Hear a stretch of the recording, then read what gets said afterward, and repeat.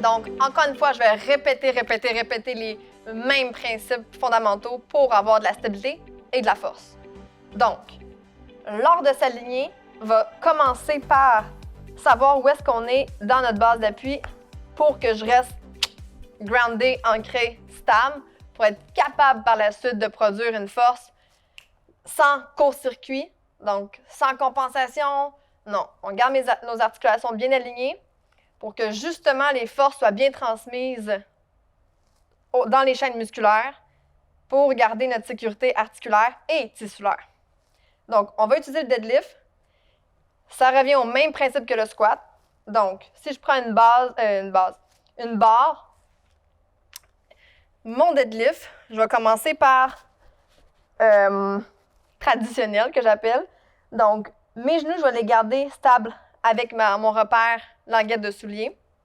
Puis, je vais aller reculer mes fessiers en gardant mes genoux alignés avec mes chevilles.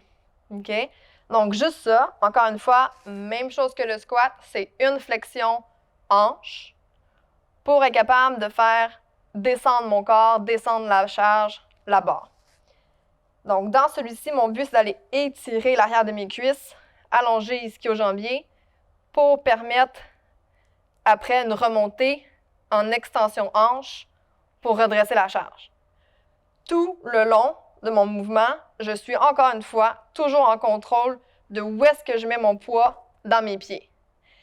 Du moment que je commence à descendre, si je mets du poids en avant, ça va énormément tirer sur mon dos, sur ma chaîne postérieure. Ça devient vraiment lourd, puis là, je suis obligée de faire des ajustements dans ma position pour éviter que je tombe par en avant.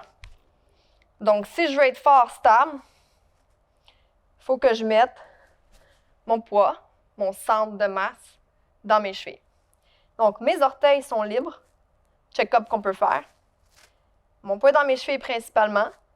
Mais j'utilise mes orteils pour augmenter mon contrôle de ma stabilité. C'est une surface de contact d'avoir tout accès à notre pied. Alors, je mets mon poids dans mes chevilles, je sais où je suis, et là, je commence à allonger mes ischio-jambiers, fessiers, en allant porter mes ischions.